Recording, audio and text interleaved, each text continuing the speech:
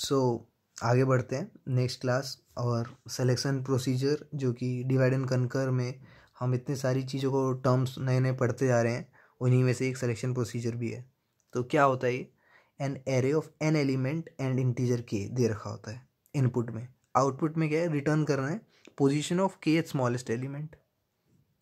यानी मैं बोलूँगा कि मेरे को फिफ्थ स्मॉलेस्ट एलिमेंट दे दो, या रिटर्न करना है केथ एलिमेंट, कुछ भी, या तो पोजीशन रिटर्न कर दो या मुझे उस एलिमेंट को ही रिटर्न कर दो, बात एक ही है। मतलब एक बात नहीं है, ये क्वेश्चन का आउटपुट इस तरह का होता है सिलेक्शन प्रोसीजर का। एग्जांपल देखो, ये दे रखा है कि 49 20 ये सब दे रखा है, के की वैल्यू 5 है ना। मेरे को चाहिए फिफ्थ स्मॉलेस्ट एलिमेंट, और क्या ये सॉर्टेड है? नहीं। तो क्या करेंगे, देखो बड़ा अच्छा तरीका है। तुम बोलोगे कि हाँ भाई दो दो चीज़ें एक साथ यूज़ हो गई हैं। कैसे? पार्टीशन कर रहे हैं हम, क्विक सॉर्ट का कुछ याद आ रहा होगा, पार्टीशन वेरी इंपॉर्टेंट पार्ट है। तो 49 को रखा बीच में, है ना, पार्टीशन कर दिया। अब तुम एक ऐसा आएगा ना बीच में, अगर तुम करके देखोगे प्रॉपरली आई जे ले लेके, तो स्मॉलेस्ट यहाँ आ जाएंगे, लार्ज यहाँ आ जाएंगे और फिफ्थ पोजीशन पे आ गया एन। तो के की वैल्यू 5 है। इंटरेस्टिंग, देखो के की वैल्यू 5 थी और हमें फिफ्थ नंबर पे ही 49 मिल गया। तो हमारा पार्टीशन क्या कहता है कि जिसके पिवट पे हम लेफ्ट और राइट को डिवाइड करते हैं ना, वो पर्टिकुलरली जो होता है क्या होता है, सॉर्टेड होता है। भले ही एक एलिमेंट है मगर ये सॉर्टेड है। यानी अब हमें सॉर्ट करना है तो इनको अंदर आपस में सॉर्ट करना पड़ेगा या इनको आपस में, है ना। तो 49 ही लकीली क्या हो गया, वही नंबर मिल गया हमें। क्वेश्चन डिमांड कर रहा था फिफ्थ स्मॉलेस्ट एलिमेंट चाहिए था, लो भैया मिल गया। तो फिफ्थ स्मॉलेस्ट एलिमेंट क्या है, 49 है। मगर क्वेश्चन को थोड़ा बढ़ाते हैं, अभी तो शुरुआती थी। अगर के हमारा 8 होता तो तब क्या करते, के हमारा 8 है तो इस बार क्या करा, आगे बढ़े। पार्टीशन करने में वो फैन का टाइम लगता है हमेशा की तरह, और एम जो हो जाएगा हमारा, हम उस एलिमेंट को एम मान के चल रहे हैं कि जो रिटर्न कर रहा है ना पोजीशन, जिसके भी जो भी सॉर्टेड है या जो एलिमेंट की डिमांड है, उसको के से कंपेयर करने की कोशिश करेंगे। तो बात आई यहाँ पे, हमें एक चीज़ समझ में आ गई कि एट्थ की बात हो रही है तो फिफ्थ से तो आगे ही होगा। तो कितना क्लेवरली काम हो रहा है, हम बाइनरी सर्च और क्विक सॉर्ट दोनों लगा रहे हैं। क्विक सॉर्ट कैसे, अभी यही तो चल रहा है पार्टीशन वगैरह। बाइनरी सर्च कैसे, कि हमें दोनों को नहीं देखना। अब हमारा दिमाग कह रहा है, हमारा एल्गो कह रहा है कि भाई 49 तो ठीक है, फिफ्थ है, तो अगर एट्स की बात हो रही है तो आगे ही होगा ना कहीं। तो हमने सिर्फ इस पर्टिकुलर जोन को कवर करा। तो देख रहे हो, एल्स पार्ट पे आ गए। थोड़ा एल्गो दिमाग में आ रही होगी तो, वरना लिख रखे हैं यहाँ पे। तो 70 रखा बीच में, 50 60 56 है ना, ये सब है इस साइड। देखा कि 70 जो है 9th है, हमें तो 8th की ज़रूरत थी। क्या होगा, आ जाओ भाई लेफ्ट साइड में। क्लेवर काम हो रहा है, बाइनरी सर्च लग रहा है। तो 50 को रखा यहाँ पे आगे राइट साइड में। तो फाइनली हमें मिल ही गया आखिरकार M8 दैट इज़ 60। तो 8th स्मॉलेस्ट इज़ 60। क्या वो जूम नहीं हो रहा, 60 हो गया, है ना। तो चीज़ समझ में आई तुम्हें, क्या क्या चल रहा है। एक बार एल्गो देख लो, भले ही छोटा लिखा है, मतलब छोटे में ही लिखा है, क्लियर हो रहा होगा कि APQK।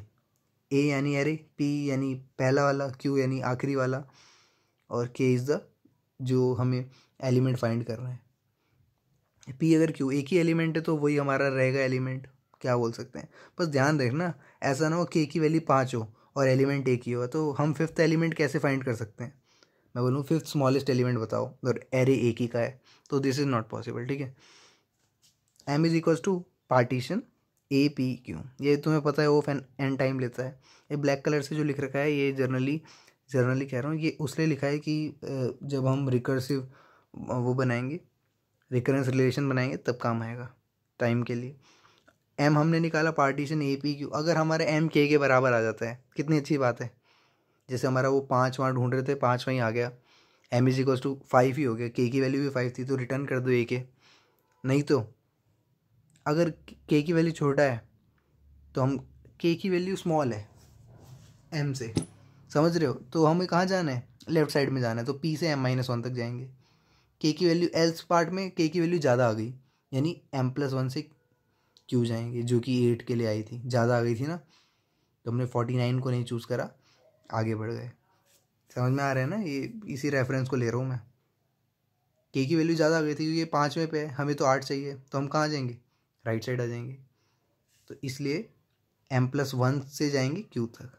ठीक है, ये कुछ टर्म्स हैं, मतलब जो ब्लैक कलर का लिखा है वो बता देता हूँ। n जो है अगर मैं बोलूँगा t ऑफ n तो वो होगा q - p+1। पता है क्यों, है ना, वो करते हैं फाइनल आखिरी वाला माइनस पहले वाला +1 करना। सिमिलरली यहाँ पे भी ऐसा ही काम है कि m-1 रख देंगे आखिरी वाला माइनस पहले वाला +1, तो 1 से 1 कट गया m-p, q में q - m आ जाएगा on the similar basis. So recurrence relation time का क्या बन जाएगा, अगर हम Tn को टाइम ऑफ सिलेक्शन लेते हैं तो Tn = of 1, अगर n की वैल्यू 1 है, एक ही एलिमेंट है तो, वरना n + Tm-p या फिर Tq - m। तुम्हें पता है ना कि हम जब एक साइड जा रहे हैं, जैसे बाइनरी सर्च करते हैं, तो या तो लेफ्ट साइड जाएंगे या फिर राइट साइड जाएंगे। यहाँ ऐसा नहीं है, दोनों में प्लस होगा, तो ध्यान रखना इनमें से कोई एक ही साइड होगा। ठीक है, n की वैल्यू > 1 है तो इसलिए ऐसा लिखा है। तो यहाँ बेस्ट केस और वर्स्ट केस दोनों बनेंगे, दोनों एक बार समझ लेते हैं क्या चीज़ है। तो ये तो समझ में आ रहा है ना तुम्हें क्यों हो रहा है, क्योंकि एल्स पार्ट, इफ एल्स का केस है ये, या तो यहाँ जाएगा या यहाँ जाएगा। तो बेस्ट केस एवरेज केस में क्या होगा, तुम्हें Tn = n + Tn/2, मतलब हाफ में हो जाएगा काम, बेस्ट केस है। मतलब जैसे मैंने बताया था ना कि सॉर्टेड अगर पहले से रहेगा तो दिक्कत हो जाती है क्विक सॉर्ट में, है ना, तो वही चीज़ है। तो बीच में से अगर n/2 हाफ करा जाएगा तो वहाँ से बात क्लियर रहेगी, n + n/2 + n/2² प्लस ऐसे करके n/2 log n। n common ले लेते हैं तो ये जो है 1/2 है, तो GP जो है हमारी कैसी है, डिक्रीजिंग वाली, तो ऑफ 1 में हो गया, यानी ऑफ n काम हो गया log n टाइम्स, है ना, स्टैक अगर ऐसा चल रहा है। वर्स्ट केस क्या होगा कि वो ये एलिमेंट लास्ट में और हर बार हमें कैसा मिल रहा हो, ऐसे सॉर्टेड वे में मिल रहा हो, तो डिफ़िकल्टी आएगी n + Tn-1, और n तक जाएगा तो n² में काम होगा। ठीक है, तो कुछ पॉइंट्स हैं वो देख लो कि if we make a non recursive program. अब देखो, अगर हम NRP बनाते, नॉन रिकर्सिव प्रोग्राम बनाते हैं, अब ये सारी टर्म्स जो हैं वो हमने डिस्कस कर रखी हैं, ठीक है, जब रिकर्शन पढ़ रहे थे। For selection procedure then extra stack space would be O(1), just be like binary search. अगर हम नॉन रिकर्सिव प्रोग्राम बनाते हैं, मतलब कोई पार्टीशन वगैरह का रिकर्शन का यूज़ नहीं करते हैं, तो उसमें रिकर्शन का यूज़ होता है, इस वजह से तो log n वगैरह एक्स्ट्रा स्पेस आता है। अब कोई एक्स्ट्रा स्पेस ही नहीं आएगा क्योंकि रिकर्शन ही नहीं है, तो ऑफ 1 में काम हो गया हर केस में, जैसे कि बाइनरी सर्च में होता है ना। याद होगा जब मैंने बाइनरी सर्च बताया था तो एक नॉन रिकर्सिव प्रोग्राम बनाया था, एक रिकर्सिव बनाया था, और बोला था रिकर्सिव में स्टैक स्पेस जाता है ज़्यादा। देखो, and in the above recursive program, जो ऊपर रिकर्सिव प्रोग्राम है, क्योंकि हमने यहाँ पे क्या करा है, कॉल करा है ना, m - p टाइम, तभी तो वहाँ पे रिकरेंसलेशन टाइम का ऐसा बना। तो ऐसे केस में क्या होगा, एक्स्ट्रा स्पेस क्या होगा, बेस्ट केस के लिए तो ऑफ 1 में हो जाएगा कि जिसको फाइंड कर रहे हो वो वहीं मिल गया। वर्स्ट केस में क्या होगा, n पे मिलेगा, वरना एवरेज केस log n में होगा। बात क्लियर हो रही है क्या। ये देखो, हम बेस्ट केस एवरेज केस की बात करते हैं तो log n टाइम और वर्स्ट में n टाइम, है ना, तो ये स्पेस की बात हो रही है। और तुम्हें पता ही है बेस्ट केस यानी तुरंत मिल जाना। तो अगर हम टाइम की बात करें, दोनों के लिए रिकर्सिव और नॉन फॉर बोथ रिकर्सिव और non recursive program are same, तो टाइम में दोनों के लिए सेम है। तो यहाँ देख रहे हो, बेस्ट केस और एवरेज केस में n है और वर्स्ट केस में n² है। ठीक है, दोनों में सेम रहेगा। नोट क्या है कि worst case time complexity to find kth element. अच्छा, ये थोड़ा इंटरेस्टिंग नोट है, इसको देखना। कह रहे कि worst case time complexity to find kth smallest element in unsorted array जो है वो O ऑफ n है। कैसे हो सकता है भाई, तुम समझ पा रहे हो जो इंग्लिश में लिखा है। कह रहे हैं वर्स्ट केस टाइम कॉम्प्लेक्सिटी जो kth स्मॉलेस्ट एलिमेंट निकालने की कोशिश हो रही है वो अनसॉर्टेड एरे में O ऑफ n आ रही है, कैसे आ सकती है। तो इसमें यूज़ हो रहा है यूजिंग मीडियन ऑफ 5 एल्गोरिथम। क्या होता है ये पता लगाओ। ठीक है, नेक्स्ट पेज यही मैंने लिखा है कि नेक्स्ट पेज पे स्ट्रेशियंस मैट्रिक्स मल्टीप्लिकेशन करा है, अनदर एप्लीकेशन, याद हो तो मैंने तुम्हें जब बताया था कि डिवाइड एंड कनकर पढ़ेंगे तो हम ये सारी एप्लीकेशन पढ़ेंगे, तो वही सब चल रहा है ये अभी। ठीक है, सो अभी तो 10 ही मिनट हुए हैं, पढ़ लेते हैं अभी। स्ट्रैशियंस मैट्रिक्स मल्टीप्लिकेशन। अब तुम्हें बेसिक आइडिया तो है ना कि मैट्रिक्स में एडिशन और मल्टीप्लिकेशन कैसे होता है। फिर भी कुछ चीज़ें तुम लैक कर जाओगे जो आगे रिलेटेबल हैं, क्योंकि हम टाइम कॉम्प्लेक्सिटी की बात कर रहे हैं यहाँ पे। तो मान लो एक मैट्रिक्स है कैपिटल ए, जिसके अंदर ये सारे मैट्रिक्स के एलिमेंट हैं। ठीक है, 3,3 की रो और कॉलम का वो दे रखा है। बी भी ऐसा ही है। तो हमारा जब सी निकाला जाएगा, सी इज़ द मैट्रिक्स एडिशन वाली जो नई मैट्रिक्स बनी है। तो यहाँ देखो, वो भी 3/3 की होगी, इसमें एडिशन हो गए हर जगह पे। तो C matrix contain N square element. N square समझ में आता है ना, ये अगर एन है तो ये भी एन है, तो N by N into N को एन स्क्वायर बोलते हैं। और एन स्क्वायर में एडिशन के लिए ओ ऑफ 1 टाइम लगता है ना। एडिशन में कोई फॉर लूप वगैरह थोड़ी चलता है, तो ओ ऑफ 1 में ही हो जाएगा ना, ये अर्थमेटिक ऑपरेशंस ओ ऑफ 1 में होते हैं। तो ओ ऑफ एन स्क्वायर निकलेगा एवरी केस में। ये थोड़ा बात दिमाग में रखना, आगे यूज़ करने वाले हैं इस पर्टिकुलर मल्टीप्लिकेशन के लिए। अब मैट्रिक्स मल्टीप्लिकेशन देख लो एक बार क्या होती है। तो अगर हमारे पास ये दे रखा है, बी ये दे रखा है, शर्त ये होनी चाहिए कि इसका कॉलम इसके रो के बराबर होना चाहिए, और जो फाइनल मैट्रिक्स आएगी वो 3x4 की आएगी, जो बचे हुए एलिमेंट है ना। ये चीज़ पता है ना, बेसिक चीज़। और हमारा ऐसे जाता है कि अगर हम यहाँ से जाएंगे और फिर यहाँ से ट्रैवल करेंगे, पता है मैट्रिक्स मल्टीप्लिकेशन में क्या होता है। तो ये 10 जो है वो 5 से मल्टीप्लाई होगा, प्लस 20 जो है वो 9 से मल्टीप्लाई होगा। ये चीज़ यहाँ लिखी है। C11 इसको कह रहा हूँ मैं, ऐसे C12 C13 C14 फिर C21 22 ऐसे करके 31 32 है ना। तो ये करके हम कर लेंगे। ये बात तो होगी मैथमेटिकली मैट्रिक्स को कैसे मल्टीप्लाई करते हैं, मगर कुछ इंटरेस्टिंग हम चीज़ें पैटर्न फाइंड आउट करने वाले हैं। सी कंटेन 3/4 एलिमेंट्स, समझ में 3/4, क्योंकि ये रो होता है, ये कॉलम, ये रो और ये कॉलम। तो इसका कॉलम और इसका रो मैच कर रहा है, तो बचा ये वाला रो और ये वाला कॉलम। तो इसको हम यहाँ पे लिख रहे हैं, है ना। पॉइंटिंग आउट क्यों कर रहा हूँ अभी तुम्हें समझ में आएगा जब मैं इसको m/n और p/q लूँगा, तब तुम बोलोगे ये कैसी कॉम्प्लेक्सिटी आ गई है ना, इस वजह से। तो देखो, C contain 3/4 element, every element require 2 multiplication. ये बात मानते हो। यहाँ पे देखो, एक और ये दो मल्टीप्लिकेशन और एक एडिशन, समझ में आया। 2 बार मल्टीप्लाई हो रहा है हर एक एलिमेंट में और 1 बार ऐड हो रहा है। तो यही चीज़ को दिमाग में रखते हुए 3/4 तो हमारे पास क्या हो गया, मैट्रिक्स का साइज़ हो गया। और हर किसी के लिए 2 मल्टीप्लिकेशन लग रहा है, और मल्टीप्लिकेशन का हमारा क्या रहता है, O ऑफ 1 में होता है, अर्थमेटिक है। 2 बार हो रहा है तो 2 इंटू O ऑफ 1, तो O ऑफ 3/4 हो गया। अब जब इसको MNP के फॉर्म में करके देखते हैं, जो कि यहाँ नीचे करा हुआ है। तो हम क्या, इसको अगर m/n मान लो, इसको n/p मान लो, तो m/p कर देंगे, m/p कर देंगे, मल्टीप्लाई n करेंगे, क्योंकि उतनी टाइम्स मल्टीप्लिकेशन हो रही होगी, जैसे यहाँ 2 टाइम्स है। ठीक है, तो यहाँ n³ इज़ द आंसर, अगर तीनों सेम है तो ऑर्डर ऑफ n³ जा रहा है ना। तो इस तरह का लूप चलता है n³। अगर तुम्हें याद हो कि जब भी हम प्रोग्राम लिखा करते थे मैट्रिक्स मल्टीप्लिकेशन का, तो 3 बार फॉर लूप लगाते थे। फिर फॉर्मूला बनता था CIJ मतलब प्रीवियस तो 0 वैल्यू होती थी इसकी, उसमें AIK इंटू BKJ, है ना, ऐसे लिखते थे। Getting it. तो ऑफ n³ में टाइम हो रहा है। तो भाई यहाँ पे स्ट्रैशियंस मल्टीप्लिकेशन का क्या रूल है, वो क्या कर रहा है। तो till now we have seen without divide and conquer matrix operation. अब गोल क्या है, डिवाइड एंड कनकर के साथ करके देखना, क्या हम n³ से बेटर कर सकते हैं क्या। हमेशा चीज़ों को देखो, n³ अच्छी टाइम कॉम्प्लेक्सिटी तो नहीं है, क्या बेटर हो सकता है। मैं ऐसे O1 में करने की बात नहीं कर रहा हूँ, कुछ थोड़ा बहुत भी बेटर हो जाए चलेगा। स्ट्रैशियंस ने करके दिखाया था, कैसे देखो। मैं इतना डेप्थ में नहीं जाऊँगा जितना पेपर में पूछा नहीं जाता है। तुम्हें जाना है तो जा सकते हो, फिर वो आउट ऑफ सिलेबस हो जाएगा, टाइम वेस्ट हो जाएगा। मैं बस लॉजिक बिहाइंड दे रहा हूँ कि अगर हमारे पास ऐसे है, मान लो 4/4 का, ये भी 4/4 का है, तो सी हमारा वो भी 4/4 का होगा, है ना। तो अगर हम इस पर्टिकुलर को लेते हैं, देखो बीच में से हम क्या कर रहे हैं, डिवाइड एंड कनकर, मतलब डिवाइड कर देना, है ना। तो हमने क्या करा, इस पर्टिकुलर को ले लिया, इस पर्टिकुलर को ले लिया। A1 कहते हैं A11, B11 कहते हैं इसको, ये C11 है।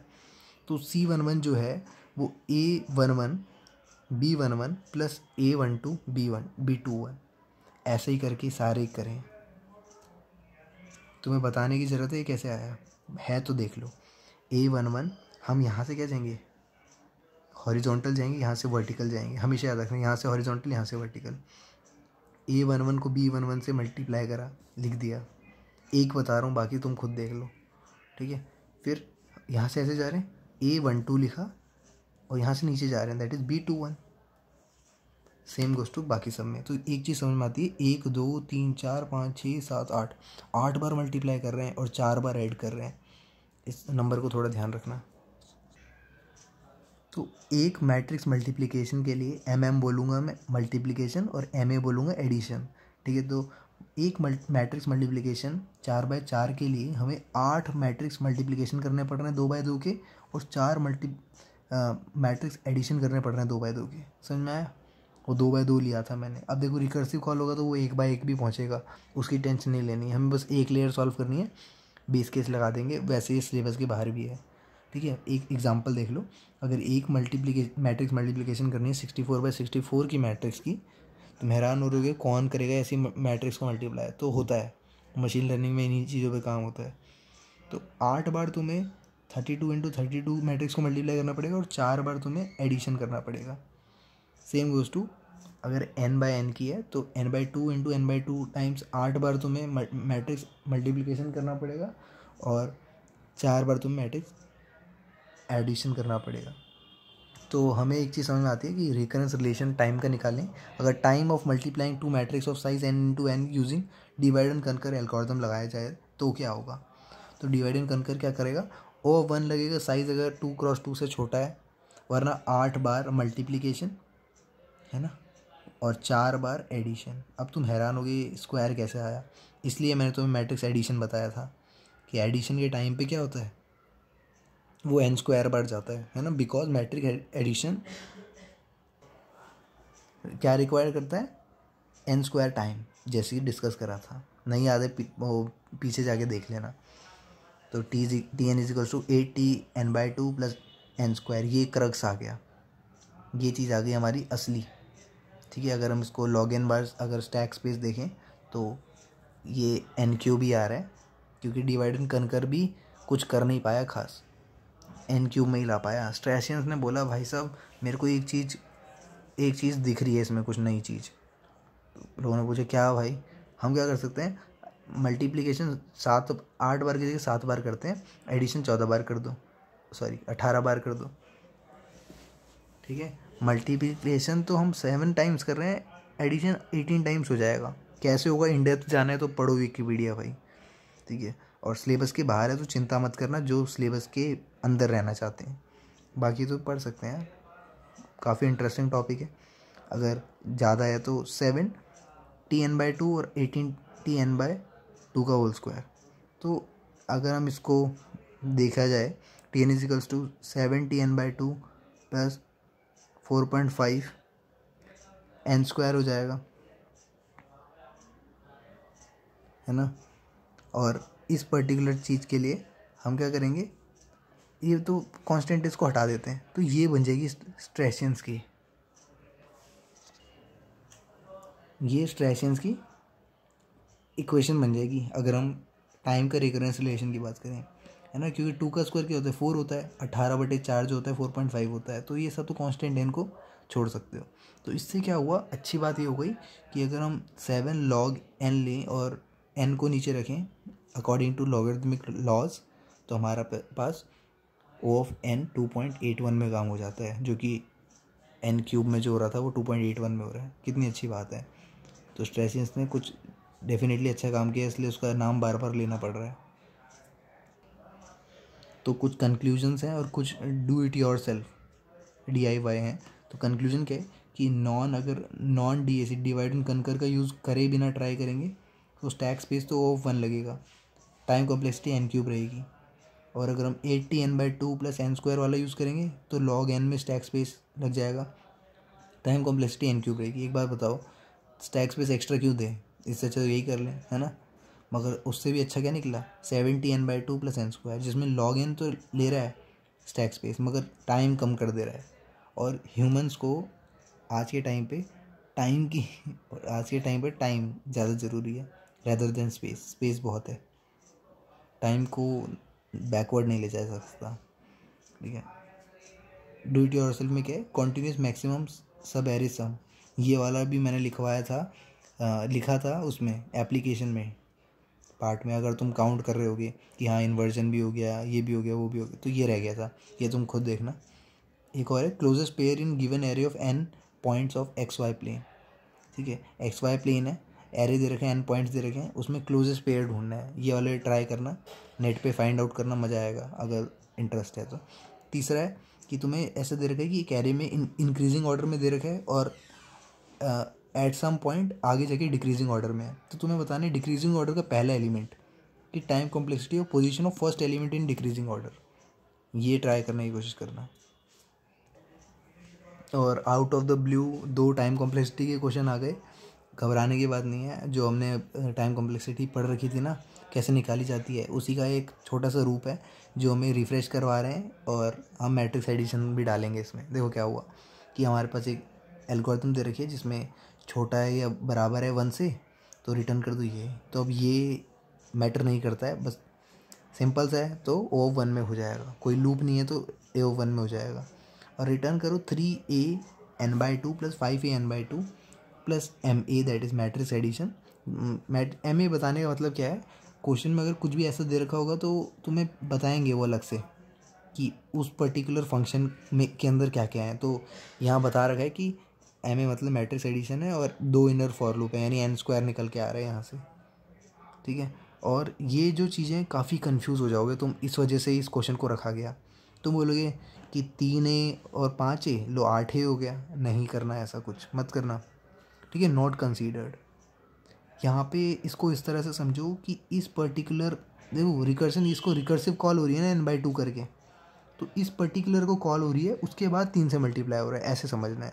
इस पर्टिकुलर को कॉल हो रही है, फिर 5 से मल्टीप्लाई हो रहा है, तो हमारा n/2 और प्लस c और n/2 + c कुछ कांस्टेंट आएगा, है ना, उसका लेना देना नहीं है। ऐसा समझो कि n मल्टीप्लाई होता है fn - 1 में, तो tn - 1 होता है और ये टोटल c को जाता है, एक कांस्टेंट आता है। ठीक है, तो कंफ्यूज नहीं करना है कि यहाँ 3 ले लेंगे, बहुत बड़ा ब्लंडर एरर आ जाएगा। कब लेना है बताता हूँ, अगला क्वेश्चन उसी पे है, इसलिए 2 क्वेश्चन रखे हैं। ठीक है, तो n/2 है, तो tn = 2t(n/2 + n²), है ना। और यहाँ पे 2 लगाए तो एक चीज़ समझ में आती है कि ऑफ n² में हो जाएगा। ठीक है, कैसे आएगा पता है ना तुम्हें? ये नहीं पता है, वो देखो भाई कैसे बनता है ये सब, टाइम कॉम्प्लेक्सिटी कैसे निकालते हैं। अगला देखो, सेम चीज़ है, n² दे रहे कोई फ़र्क नहीं पड़ता, हम ओ 1 में निकलेगा क्योंकि इस ऑपरेशन में टाइम तो उतना ही लगेगा। रिटर्न कर रहा है तो क्या हुआ, ये tn है। यहाँ देखो क्या करा, a(n/2) multiply a(n/2) minus a(n/2 + n³). इतने सारे ऑपरेशंस हो रहे हैं, कोई फ़र्क नहीं पड़ता, तुम हर एक इंडिविजुअल को ही लेके चलना, ऐसे नहीं कि सॉल्व कर दिया, है ना। तो ओ 1 में अगर n ≤ 1 है, नहीं तो 1 2 3 कितने 3, तो 3t(n/2 + c). कुछ भी ऐसा मत कर देना माइनस करके डिवाइड करके, कोई ऑपरेशन नहीं। ठीक है, 3 बार कॉल हो रही है तो 3 बार टाइम कॉम्प्लेक्सिटी n/2 + c होगा, अगर n बड़ा है तो। अब कुछ मास्टर थ्योरम याद दिलाऊं या वीडियो देखोगे? मास्टर थ्योरम की वीडियो को लिंक दे दूंगा क्योंकि ये जो है मास्टर थ्योरम का पहला वाला पार्ट है, जो कि मैंने बताया है ना कि ये तो c रहेगा, और ये क्या है n log a/b, यानी 3/2। तो पॉलिनोमियल टाइम क्या है, बड़ा है, तो दिस इज़ द आंसर। नहीं समझ में आया तो मास्टर थ्योरम देखो तो भाइयों, जिसने नहीं देखा है, जिसने देख रखा है रिवाइज कर लेना, डिस्क्रिप्शन में दे रहा हूँ। चलो भाई।